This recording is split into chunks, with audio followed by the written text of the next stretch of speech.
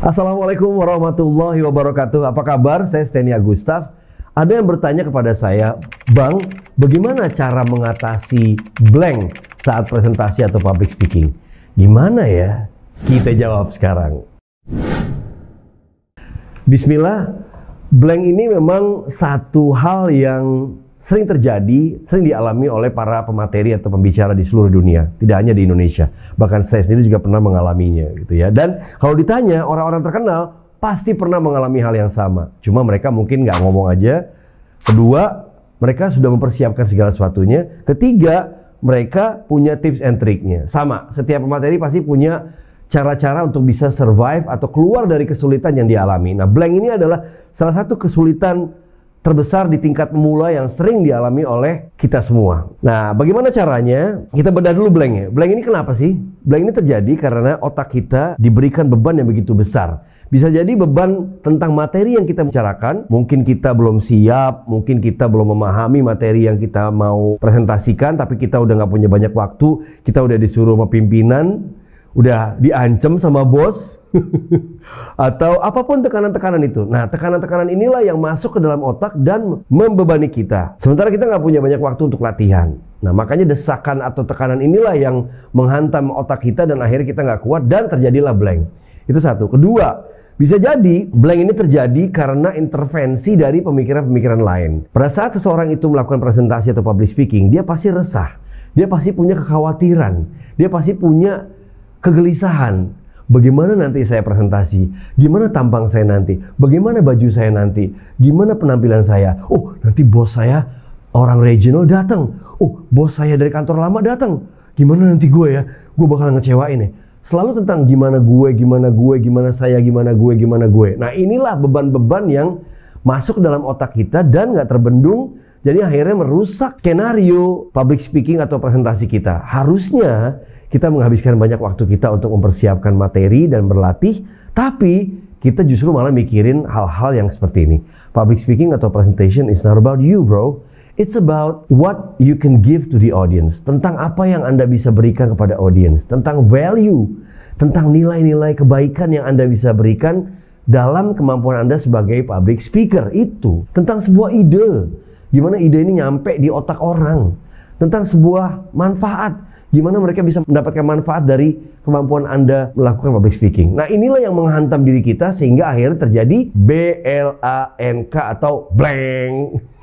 Anda kira-kira yang mana? Anda coba telaah atau diingat-ingat. Kira-kira yang mana nih yang terjadi sama diri Anda? Gitu ya. Langsung masuk ke blanknya sendiri. Gimana cara mengatasinya? Ada dua hal yang bisa kita lakukan sebelum blank itu terjadi dan sesudah blank itu terjadi. Kita bahas satu persatu. Yang pertama adalah sebelum blank itu terjadi. Pertama, persiapkan materi semaksimal mungkin. Anda adalah seorang presenter, Anda adalah seorang public speaker. Anda ingin menyampaikan sebuah ide. Ide ini milik Anda. Anda tuangkan sendiri dalam secari kertas. Atau Anda mungkin mind mapping. Anda melakukan clustering sendiri. Anda mengenerate idea. Anda mengolah ide itu sendiri. Mulai dari awalnya A-nya apa, B-nya apa, C-nya apa, sampai ke Z-nya. Lalu Anda membuat materi presentasi sendiri. Lalu Anda berlatih sendiri. Ini adalah proses yang paling sempurna. Kalau Anda melakukannya semua sendiri, kemungkinan Anda lupa atau blank itu kecil. Karena Anda ngelakuin sendiri semuanya. Dari mulai mikirin ide, sampai menyusun ide, sampai membuat materi presentasi di PowerPoint, sampai berlatih, dan semuanya. Ini kemungkinan blanknya kecil. Kecuali tadi, faktor eksternal Anda punya beban-beban yang jadi tambahan ya. Mungkin belum bayar cicilan panci masih 27 kali lagi. Mungkin ada utang. Mungkin ada desakan dari mama yang minta dinaikkan uang belanjanya. Nah, itu faktor-faktor eksternal ya. Kalau yang berhubungan dengan public speaking dan presentasi, ya itu, Anda udah di path atau track yang tepat. Lakukan semuanya sendiri, persiapkan materi dengan baik. Yang kedua, Anda framing diri Anda menuju keberhasilan. Atau bahasa mudahnya adalah Anda bayangkan keberhasilan. Kalau saya berhasil melakukan presentasi atau public speaking ini, apa yang akan terjadi dalam diri saya? Pertama, ide ini bisa nyampe ke ratusan orang. Ide ini bisa diamalkan sama mereka. Ada kebaikan, ada pahala di situ. Kalau itu sebuah ide yang membuat mereka lebih baik. Kedua, hidup mereka jadi lebih baik dengan mereka memahami ide yang saya sampaikan, ide inovasi. Ya. Ketiga, Saya akan mendapatkan kepercayaan dari 100 orang yang akan melihat presentasi saya. Saya menjadi pribadi yang accountable, menjadi pribadi yang bisa dipercaya. Ini sebuah kebaikan buat diri kita, ya. Keempat, Anda bisa meringankan beban orang lain. Ini adalah sebuah kebaikan dan Allah akan memberikan kebahagiaan dalam diri orang yang meringankan beban orang lain, diri kita khususnya. Itu udah jaminan, bukan janji manusia tapi janji Allah, ya, pencipta kita. Ini kan Anda membayangkan atau memframing atau membayangkan hal-hal positif yang bakal terjadi jika presentasi atau public speaking ini sukses. Jadi jangan yang negatif yang dipikirin. Yang tadi, gimana kalau gue nanti gini, muka gue nggak enak. Gimana kalau gue ntar monyong. Gimana kalau gue ntar bos gue ngeliat gini. Gimana kalau bos gue tiba-tiba bukan malah ngeliatin gue, malah ngeliatin handphone. Aduh, itu negative thoughts atau pikiran-pikiran atau beban-beban yang menghantam otak kita yang harusnya kita nggak perlu pikirin. Justru kita mikirin hal-hal yang positif. Bayangkan keindahan, kenikmatan, kesenangan yang akan kita terima jika kita berhasil melakukan presentasi itu. Belum lagi naik jabatan, naik gaji, menangin proyek, menangin tender, dapat bonus. Ih, keren kan? Masya Allah. Tapi dipergunakan untuk hal yang baik juga, buat menafkahi keluarga, buat bersedekah, infak, dan sebagainya. Nanti Allah kasih terus rezekinya, betul ya? Nah, ini. Jadi tadi ya, yang kedua adalah bayangkan hal-hal positif yang bakal terjadi jika Anda berhasil melakukan presentasi. Yang negatif dibuang. Yang ketiga, ini sangat penting. Latihlah materi presentasi Anda. Ini nggak main-main teman-teman. Para pembicara kelas dunia itu bukan kaleng-kaleng dalam mempersiapkan materinya, dalam melatih materinya. Pertama, mereka menghabiskan waktu begitu besar untuk membuat materi mereka sendiri. Ya, ada juga sih yang dibuatin sama sekretarisnya, sama staffnya. Ya oke, tapi saya bilang tadi yang ideal adalah Anda melakukannya semuanya sendiri. Ya, mereka mengalokasikan waktu mereka. Yang penting juga mereka melatih mereka sendiri. Nah ini nggak bisa dijokiin, nggak bisa dilatih orang, nggak bisa nyuruh staffnya ngelatih. Nanti yang jago staffnya bukan dianya gitu. Jadi latihlah materi Anda semaksimal mungkin. Berapa lama waktu yang kita alokasikan? Lama banget. Apa yang Anda lihat dari seorang presenter atau pemateri di panggung itu adalah keringat, rasa letih, capeknya, kurang tidur, waktu untuk keluarga dihabiskan untuk mereka berlatih di panggung sehingga nanti pada saat presentasi itu merasakan kenyamanan. Ada seorang ahli agama bilang kenyamanan tidak lahir dari kenyamanan. Benar juga.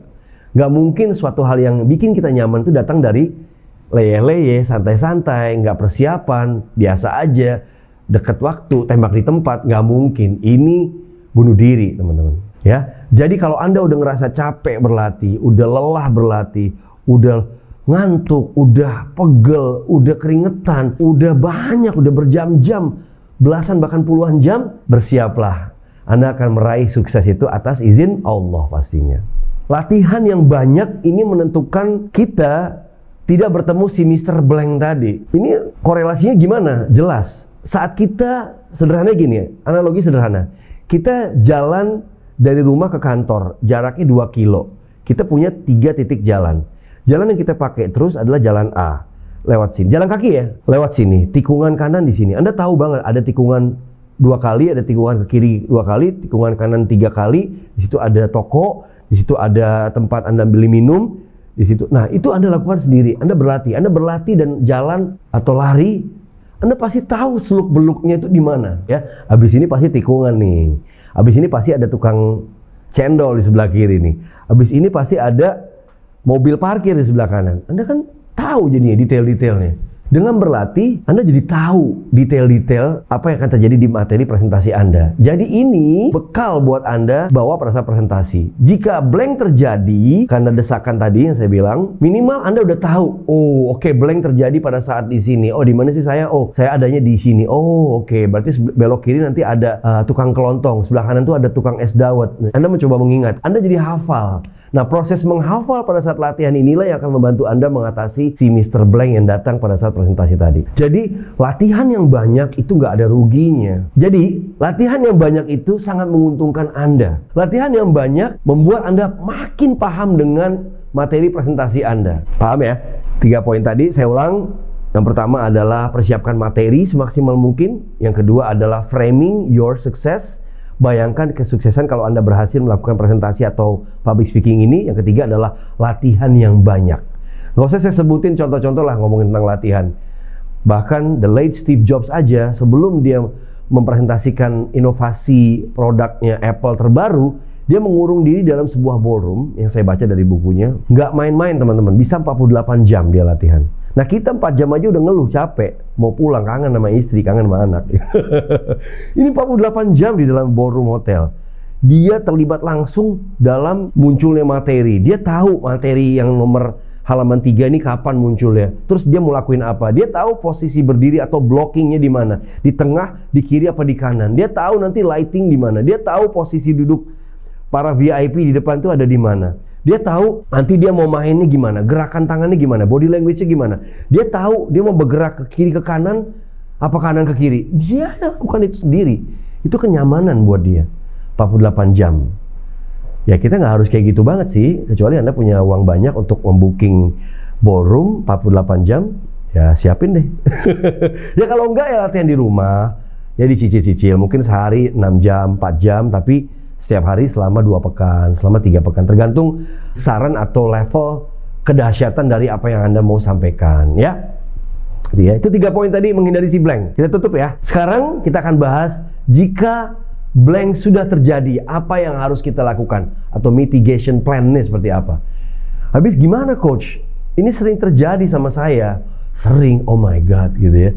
Nah pada saat saya ngalamin blank ini, saya kadang-kadang bingung dan limbung. Dan ini yang diperhatikan sama audience. Dilihat saya nggak siap, dilihat saya mengalami tekanan psikologis, dilihat saya nggak capable. Nah ini yang berbahaya buat kredibilitas kita. Jika sesuatu terjadi dan kita nggak bisa handle, dan audiens tahu itu, kita nggak bisa handle secara profesional, ini akan mempengaruhi kredibilitas kita sebagai pemateri atau public speaker. Nah, kalau kredibilitas terpengaruh, yang terpengaruh adalah materi kita. If they don't believe in you, they won't believe in your material. They won't believe in your idea or suggestion. They won't believe in your presentation. Nah, ini yang harus Anda jaga. Jika blank terjadi, Anda tahu diri Anda mengalami blank, yang perlu Anda lakukan adalah tetap tenang. Saya tahu ini berat. Orang yang rumahnya kebakaran nggak bisa tenang. Tapi orang yang beriman, dia tahu rumahnya kebakaran di belakang dia selalu mengucap semuanya datang dari Allah. Qadarallahu ma syaa fa'al. Semua datang dari Allah. Innalillahi wa inna ilaihi raji'un. Semua datangnya dari Allah dan akan kembali kepada Allah. Rumah ini juga milik Allah. Anda tenang dulu. Yang perlu Anda lakukan adalah menenangkan diri Anda, bukan sibuk ke materi dulu, bukan mikirin ke audiens dulu, bukan ngelihat ke sana kemari, bukan menunjukkan kepanikan. Nah ini disinilah dituntut kedewasaan Anda sebagai pemateri, bagaimana Anda menghandle difficult atau kondisi yang sangat sulit yang terjadi. Disinilah kemampuan Anda sebagai pemateri, bagaimana Anda menguasai keadaan, menguasai diri Anda saat situasi tidak ideal kayak gini. Ini salah satu contoh ya, blank ini datang dari diri kita kan. Bagaimana kalau kejadiannya mati lampu di sebuah ballroom, ada 3.000 orang yang lagi nunggu. Bagaimana mikrofon Anda mati, harus ganti baterai per waktu 5 menit. Bagaimana kalau ada audiens yang sakit, bagaimana kalau materi Anda tertukar, bagaimana kalau materi Anda nggak muncul di slide, bagaimana kalau proyektornya nggak nyala, bagaimana kalau LED TV-nya rusak. Wow! Banyak kendala-kendala ujian-ujian yang akan terjadi saat kita melakukan presentasi. Ya kita harus prepare. Nah ini kita bahas satu persatu. Jika kita blank, tadi tenangkan diri Anda. Dan salah satu bentuk ketenangan yang dilihat sama audiens adalah senyum. Oke, memang senyum saya nggak enak ya, tapi jangan sampai berpaling pindah Windows gitu dong please. Oke, senyum. Senyum adalah makeup terbaik yang bisa Anda taruh, yang bisa Anda pakai di saat terjadi kesulitan. Tenang dan senyum. Anda tenang, senyum. Tenangkan diri Anda sambil Anda pelan-pelan berpikir, gue ada di mana ya sekarang, ada di slide mana ya, kenapa jadi mikirin yang kayak gini ya. Sesekali Anda boleh membagi pandangan Anda kepada audiens. Oke, tenang. Dalam waktu yang sangat singkat Anda tenangkan diri Anda, atur nafas Anda, atur pandangan Anda, atur senyum Anda. Itu dulu pertama. Yang kedua adalah jangan fokus kepada kesalahan. Nah ini sering jadi kesalahan nih kalau saya bilang jangan, ini dilakuin nih, karena kita fokus pada apa yang ada di depan kita, ya kan? Jangan fokus, jangan lihat gajah pakai celana dalam warna pink. Aduh, Anda mikirin. Kalau dibilang jangan ya itu tadi. Makanya suka ada di pinggir jalan tuh jangan nengok ke kiri ya, tukang-tukang bengkel itu kan. Jadi orang kan nengok kiri. Kita cenderung lakuin sesuatu yang ada di depan kita gitu ya. Dibilang jangan, ya kita lakuin justru. Tapi ini penting saya harus lakukan. Jangan berpikir tentang kesalahan Anda dulu. Ya, pertama tadi habis nenangin diri, senyum, Anda tenang dan Anda tidak memikirkan kesalahan. Jangan membuat diri Anda bersalah. Don't put the blame on yourself first, even though you're the one memang. Tapi penting banget. Fokus kepada apa ya solusinya ya berikutnya ya. Jangan Anda mikir, aduh saya entar jadi begini, saya entar jadi gitu tuh kan, aduh gagal deh gue presentasi, aduh dilihat bos deh, aduh gue mampus deh nih gue, aduh ini presentasi jualan lagi, aduh klien gue jadi nggak beli nih, enggak gitu, enggak kayak gitu. Itu akan memperparah keadaan dan otak kita. Itu akan membuat kita susah untuk recover. Itu akan bikin kita susah untuk bangkit dan kembali di track yang sama. Jangan, jauhi diri kita. Yang berikutnya adalah melakukan improvisasi. Improvisasi ini kemampuan yang dimiliki oleh seorang public speaker atau pemateri dalam keadaan-keadaan tertentu. Dia bisa bicara tentang hal-hal apapun. Misalnya dia lagi blank, tiba-tiba blank. Tadi saya sarankan tenang dulu dan senyum. Lihat audiens.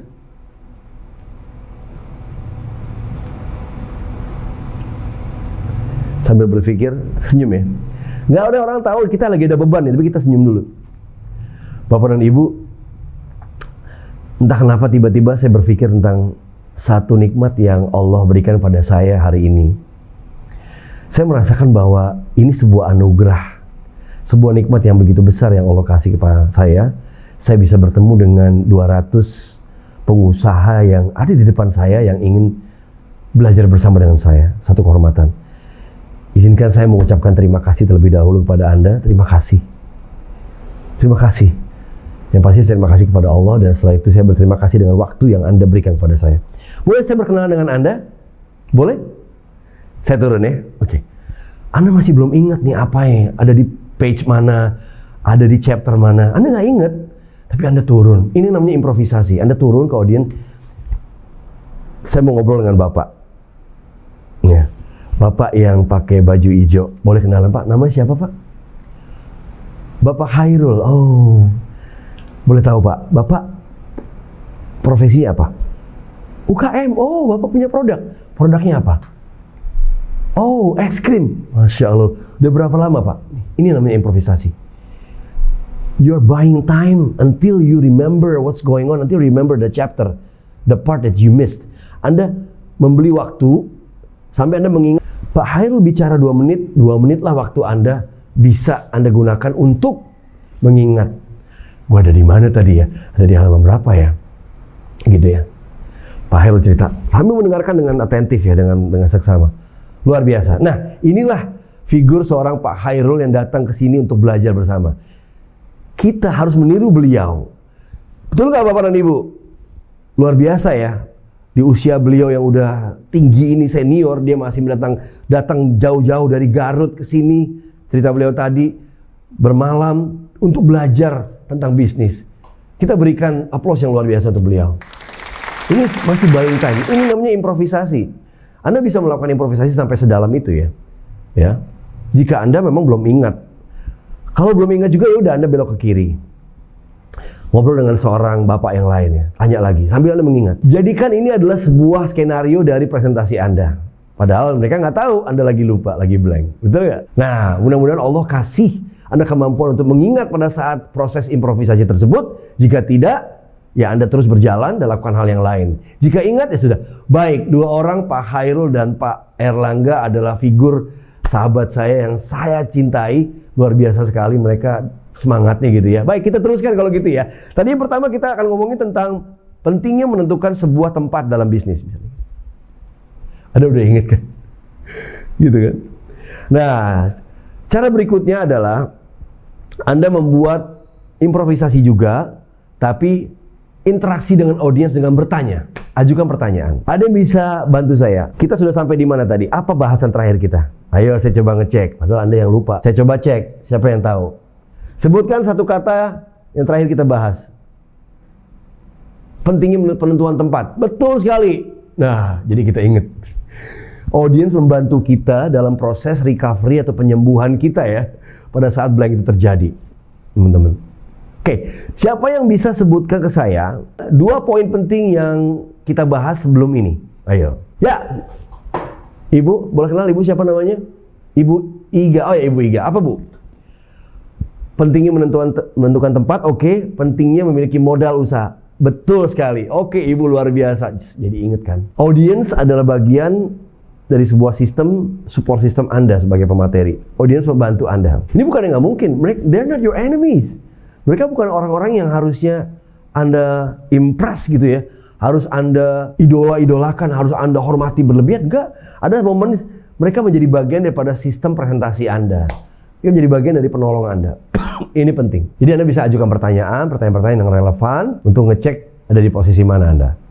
Nah, berikutnya adalah jika belum ingat juga, biasanya ada persiapan teknis yang kita lakukan sebelum itu. Saya selalu membuat note di bawah PowerPoint. Nah, ntar Anda bisa lihat contohnya nih ya.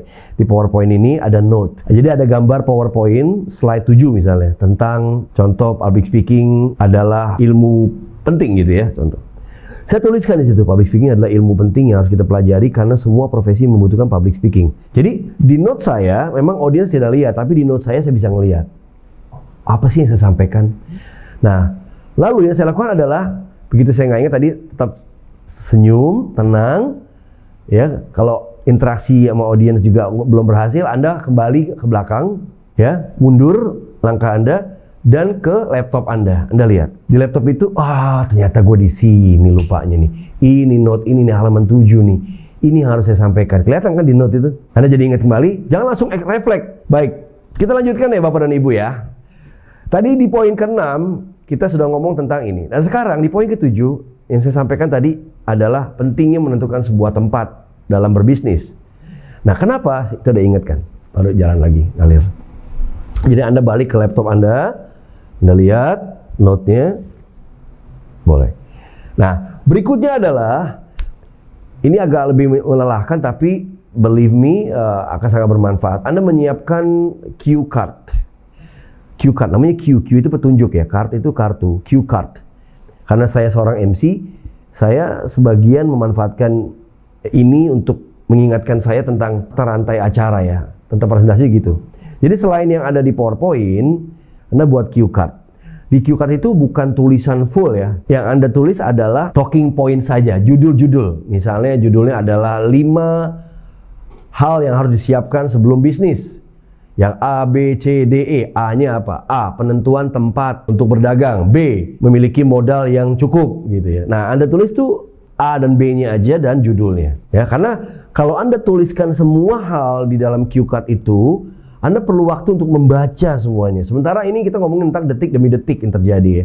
Jadi begitu Anda ngelihat tulisan besar talking note, ya, note untuk omongan itu Anda udah ingat.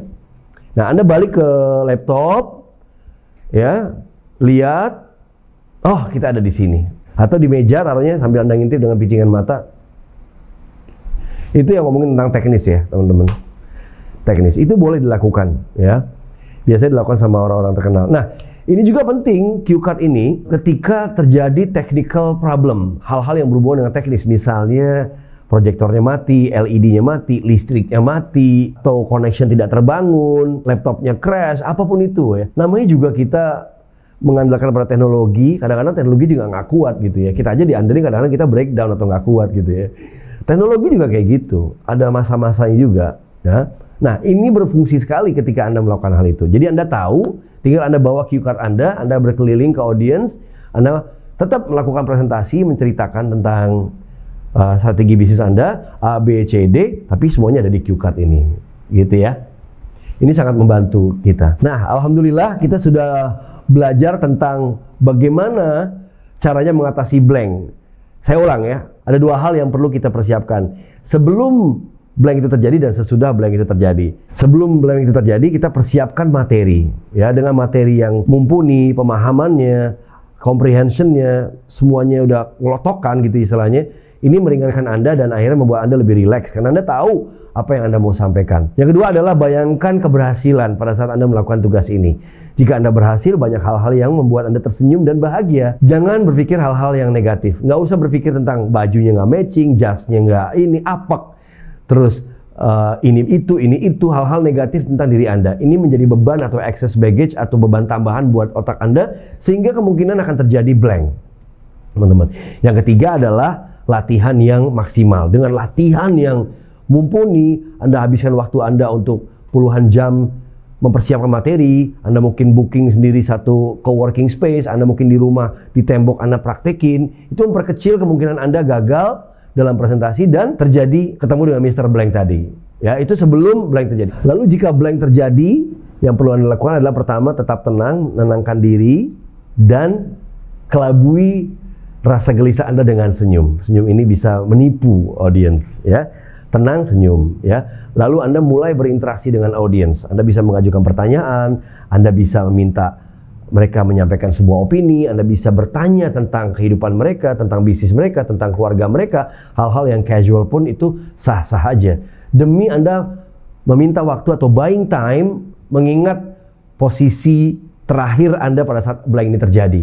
Gitu ya. Nah, Anda bisa melakukan improvisasi, bicara tentang hal-hal yang lain, bicara tentang nikmat Allah, bicara tentang current issue, hal-hal yang sedang terjadi di Indonesia, pertemuan G20. Anda bisa bertanya juga tentang profil negara favorit Anda. Anda bisa ngomong tentang bagaimana suka dukanya menjalankan bisnis, apapun itu. Lakukan improvisasi semampu mungkin sambil Anda buying time mengingat proses tersebut. Dan yang ketiga adalah Anda bisa kembali ke laptop, melihat note yang Anda buat. Setelah Anda ingat, Anda mulai lagi gear up and get yourself ready for the next step gitu ya. Dan juga Anda bisa juga membuat talking note atau cue card di situ tentang apa yang Anda lakukan, materi Anda di presentasi tersebut ya, dari A, B, C, D. Ingat ya, yang ditulis hanya talking point aja, nggak usah semuanya. Dan juga yang sangat penting adalah Anda membuat copy dari presentation slide atau materi presentasi Anda atau PowerPoint. Karena jika terjadi sesuatu atau teknologi Anda nggak bisa ngandelin, Anda bisa buka dan lihat detailnya, halaman per halaman, dan Anda sampaikan ke audiens.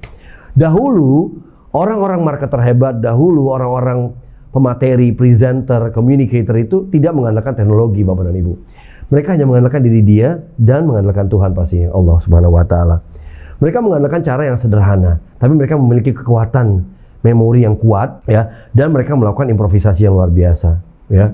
Kita harus bisa seperti mereka. Apalagi sekarang kita memiliki banyak kemudahan dan teknologi yang canggih ini, ya, harusnya membuat kita lebih mudah untuk menjalankan ini semua, ya. Semangat selalu. Kalau Anda punya pertanyaan, kalau Anda punya keraguan-raguan, punya kendala, punya kesulitan, punya keresahan, kegelisahan, hal-hal yang berhubungan dengan public speaking, komunikasi, berbicara, dan sebagainya, please jadikan saya sahabat Anda dengan Anda menulis di kolom komen, dan mudah-mudahan saya bisa ambil, saya buatkan videonya nanti, ya, atau saya jawab langsung di kolom komen, ya. Kita harus kerjasama. Saya jadi tahu apa sih yang Anda butuhkan, materi-materi seperti apa, ini penting buat saya. Terima kasih banyak.